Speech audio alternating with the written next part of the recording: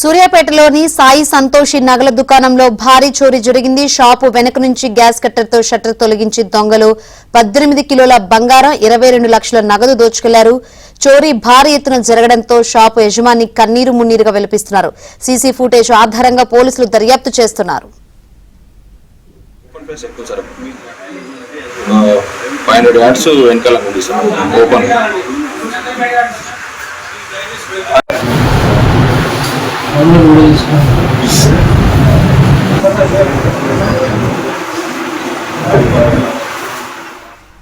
చోరీపై మరింత సమాచారం మా ప్రతినిధి రవి అందిస్తారు.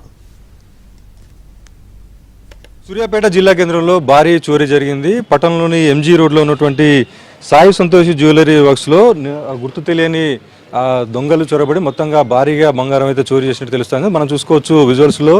అయితే జ్యువెలరీ షాపుకు వెనుక భాగంలో మొత్తం కూడా ఖాళీ ప్రదేశం ఉంటుంది. ఈ ఖాళీ ప్రదేశం ద్వారా ఈ జ్యువెలరీ షాప్ వెనుక భాగంలోకి ప్రవేశించినటువంటి దొంగలు అయితే మొత్తంగా వెనుక ఉన్నటువంటి ఓ బాత్రూమ్ గుండా కూడా హోల్ చేయడం జరిగింది. హోల్ చేసుకుంటూ కూడా ఆ హోల్ లోపలికి ఆ బంగారం షాప్లోకి దూరడం జరిగింది. ఈ సంఘటనా స్థలానికి జిల్లా ఎస్పీ నరసింహ గారు మొత్తం కూడా పరిశీలించడం జరిగింది. దానికి సంఘటనకు సంబంధించినటువంటి అంశాలు కూడా తెలుసుకునే ప్రయత్నం. సార్ చెప్పండి, ఎంత చోరీ జరిగింది, ఎప్పుడు జరిగిందని భావిస్తున్నారు? సో ఇది ఎస్టర్డే నైట్ మనకు ప్రాథమికంగా ఉన్న వివరాల ప్రకారం ఎస్టర్డే నైట్ 12 తర్వాత అఫెన్స్ జరిగినట్టు మనకు. So back side of the jewellery shop ఒక బాత్రూమ్ ఉంటుంది. ఆ బాత్రూమ్ కనెక్టింగ్ ఇంకొక బాత్రూమ్ ఉంటుంది. రెండింటి మధ్యలో ఉన్న వాల్కి హోల్ చేసి ఎంట్రీ అయ్యి అక్కడ ఉన్నటువంటి షట్టర్ని గ్యాస్ కట్టర్తో కట్ చేసి లోపలికి ఎంట్రీ అయ్యి ఈ అఫెన్స్కు పాల్పడ్డట్టు మనకు తెలుస్తుంది. సో ఎంత ప్రాపర్టీ పోయిందనే దానికి ఇనిషియల్గా అతను చెప్పినటువంటి వివరాలు ఇప్పుడు అక్కడ ఉన్నదాన్ని బట్టి మనం పూర్తి స్థాయి అకౌంటింగ్ చేసుకున్న తర్వాత అతను ఫిర్యాదులో పేర్కొనడం జరుగుతుంది. సో అక్కడ చాలా ఇంకా అఫెండర్స్ మేబీ మనకు ప్రాపర్టీ అక్కడనే ఉంది.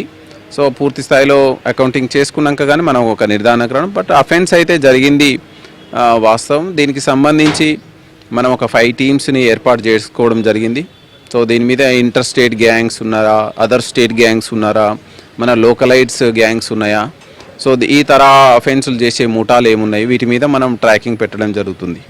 చివరిగా షాపు ఎప్పుడు తెరచడం జరిగింది, ఎప్పుడు మూయడం జరిగింది, ఇది వెలుగులోకి ఎప్పుడు? మామూలుగా last night as usual is business hours అయిపోగానే క్లోజ్ చేసుకున్నాడు. ఈరోజు అతను మార్నింగ్ అవర్స్లో 9 o'clockకి ఆ టైంలో 9:30 ఆ టైంలో వచ్చి చూసుకుంటే ఈ అఫెన్స్ జరిగినట్టు ఇమీడియట్లీ పోలీస్కి ఇన్ఫార్మ్ చేస్తే మన టీమ్స్ విజిట్ చేయడం జరిగింది. నిత్యం రద్దీగా ఉన్నటువంటి ఈ ప్రాంతంలో ఇలాంటి చోరీ జరగడాన్ని ఎట్లా చూస్తారు? సో ఇది యాక్చువల్లీ మనం ఎప్పటి నుంచో ఎన్ఫోర్స్ చేస్తున్నాం. ఏదైతే జ్యువెలరీ షాప్స్ ఉన్నారో ప్రాపర్ అకౌంటింగ్ ఉన్నటువంటి చెస్ట్, సెక్యూరిటీ ఉన్న చెస్ట్లు పెట్టుకోవాలని.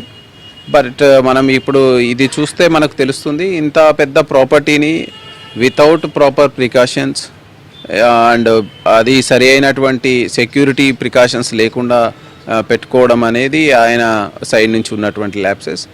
సో మనం మళ్ళీ ఫర్దర్గా we will conduct A meeting with all jewellery shops, we will take further. But దీనికి సంబంధించి ఆల్రెడీ మన టీమ్స్ ట్రాక్లో ఉన్నాయి, ట్రాకింగ్ అఫెండర్స్. సో దీనికి సంబంధించి మనకు దుకాణ నిర్వాహకుడు దాదాపుగా 17 నుంచి 18 కిలోలు, దాదాపుగా 18 crores వాల్యూ అయినట్టు గోల్డ్ చోరీ అయిందని చెప్తున్నారు. అయితే ఇది ఒక్కరితోనే సాధ్యమై ఉండొచ్చునా? దీంట్లో ఎంతమంది ఇన్వాల్వ్ అయ్యారో మీరు గెస్ చేయబోతున్నారు? మనము దీని మీద ఇంకా మనం ప్రాథమికంగా ఇంకే అంచనాకి రాలేం. ఎందుకంటే మనం ఫర్దర్గా క్లూస్, ఎందుకంటే పోలీస్ ఇన్వెస్టిగేషన్ దర్యాప్తులో ఎక్కడ మనం దాన్ని సమాచారాన్ని లీక్ చేయకుండా ముందుకెళ్ళాలి. సో ఫర్దర్గా we're very confident on our teams, we will detect this case.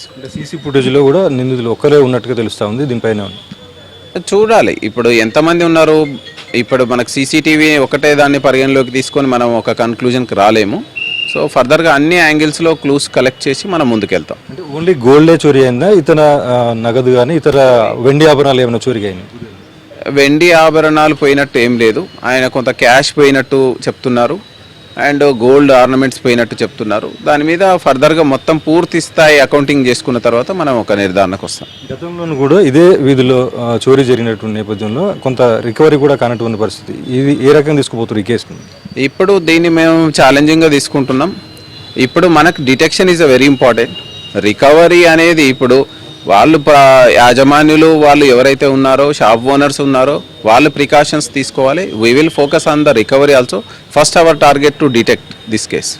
Thank you. మొత్తంగా అయితే సూర్యాపేటలో భారీగా చోరీ జరిగినటువంటి బంగారం దుకాణానికి సంబంధించిన అంశంపై సీరియస్గా తీసుకుని నిందితులను పట్టుకునేందుకైతే అన్ని రకాల టీమ్స్ను కూడా ఏర్పాటు చేసినట్టు జిల్లా ఎస్పీ నరసింహ చెప్తున్నారు. వీడియో జర్నలిస్టు మల్లికార్జున్తో రవికుమార్.